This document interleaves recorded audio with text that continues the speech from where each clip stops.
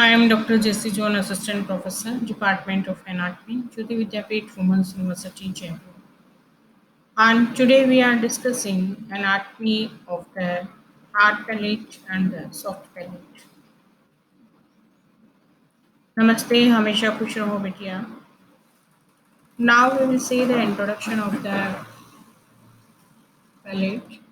The roof of the oral cavity consists of the palate, which has two parts. One is the anterior part, and second is the posterior part. Anterior part is hard, and posterior part is soft part. So we will say always the anterior part hard palate, and posterior part that is the soft. So we say soft palate. Now we will see the place of the palate or the location of the palate. Palate lies in the roof of the oral cavity and it has two parts. One is the hard and second is the soft part. Hard part always lies anteriorly and soft part that is made up of muscular uh, part and we will say that is the soft palate. And the hard palate that is made up of a bony thing, so we will say the hard palate. So now you can see in this picture the hard palate and the soft palate. So it is basically the roof of the oral cavity, and the hard palate that is the part that is made by the bony things, and the posteriorly it is made by the muscular part. That's why we will say the soft palate. Now we'll say hard palate separates the oral cavity from the nasal cavity because on the above side there is the nasal cavity. So we'll say we separate oral cavity from the nasal cavity, and it consists of a bony plate that is covered above and below by mucosa. Above it is covered by respiratory mucosa and forms the floor of the nasal cavities. And below it is covered by tightly bound layer of the oral mucosa and forms much of the roof of the oral cavity. So we can say the hard palate, it is the part that separates the nasal cavity and the oral cavity. So it became the roof of the oral cavity and same time it became the floor of the nasal cavity. Hard palate lies in the roof of the oral cavity and forms the floor of the nasal cavity, and it is formed by the palatine process of the maxilla in front and the horizontal plates of the palatine bones behind, and it is bounded by the alveolar arches. So this is the boundary how hard palate is formed by which structure that are mentioned here. First is the palatine processes of the maxilla, and second is the horizontal plates of the palatine bones, and it is bounded by alveolar arches. We will see posteriorly there is the soft palate, so it will continuous with the soft palate, and under surface it is covered by the mucoperiosteum, and it shows transfer ridges in the anterior parts. Now we'll see the position of the hard palate. The anterolateral margins of the palate are continuous with the alveolar arches and the gums, and the posterior margin gives attachment to the soft palate, and superior surface forms the floor of the nose, and whereas the interior surface forms the roof of the oral cavity. So we have seen it is the structure that in between the two cavities. So one time it will make the floor of the nasal cavity, and same time it is making the roof of the oral cavity, and posteriorly it will continues with the soft palate, and anterior lateral margin it is covered by the alveolar arches and the gums. So this is the position of the hard palate, and there is a transfer recess.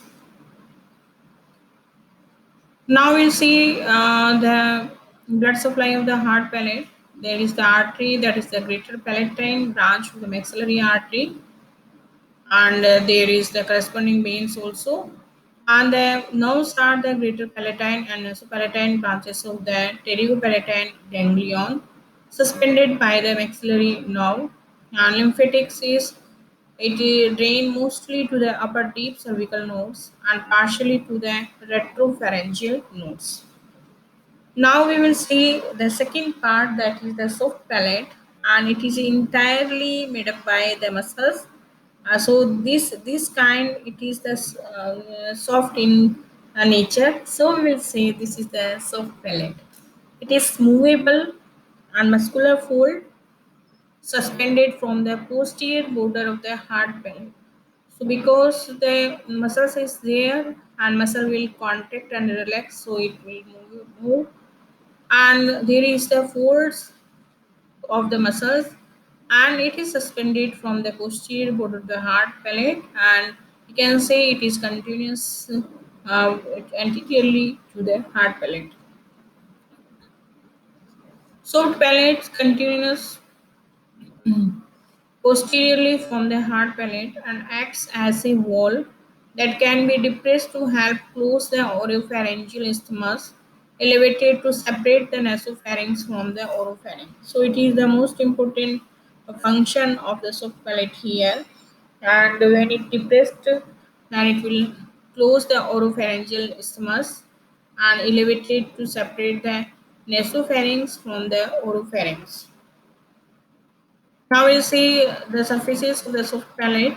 Anterior surface, that we will call oral surface, it is concave and marked by median raphe.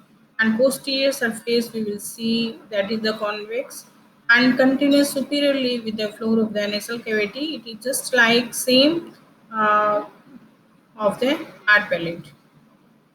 So we can see here premaxillary suture, alveolar recess, and median raphe. You can see here in these pictures, and see the hard palate and soft palate very well.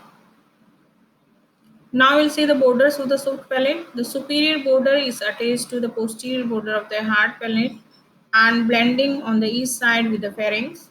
An interior border is free and bounds the pharyngeal isthmus. From its middle, there hangs a conical projection that is called uvula. Now we will see the muscles of the soft palate in a glance. There is the muscle that is called tensor veli palatini, and that will take the origin from the spine of the sphenoid auditory tube and will insert into the uh, other side that forms the palatine aponeurosis, and now supplied by the mandibular nerve, and it has the action of it will tense the soft palate. Now we will see the another muscle, that is the levator veli palatini, that is the petrous part of the temporal bone auditory tube, and it will take the insertion into the palatine aponeurosis and now supplied by the pharyngeal plexus, and it will resist soft palate, and it is its action. Now we will see the palatoglossus muscle, and it will take the origin from the palatine aponeurosis and will insert into the side of the tongue, and it is innervated by the pharyngeal plexus, and it has the action of pulling the root of the tongue upward and backward. Palatopharyngeus muscle, and it will take the origin from the palatine aponeurosis and will insert into the posterior border of the thyroid cartilage and supplied by the nerve that is the pharyngeal plexus, and it has the action of elevation of the wall of the pharynx. Now we will see the musculus uvulae. It will take the origin from the posterior border of the hard palate, and it will insert into the mucous membrane of the uvula, and it is supplied by the pharyngeal plexus, and it has the action of the elevation of the uvula. So we can see here in the picture where the muscle is illustrated, and you can see and you can understand very well. Again, here you can see some muscles that is illustrated here. Now we will see the palatine aponeurosis, whereas most of the muscles will take the origin. It is the fibrous sheet and it is attached to the posterior border of the hard palate, and it is expanded tendon of the tensor veli palatini, and it splits to enclose muscular uvulae, and it will give the origin and insertion to the palatine muscles.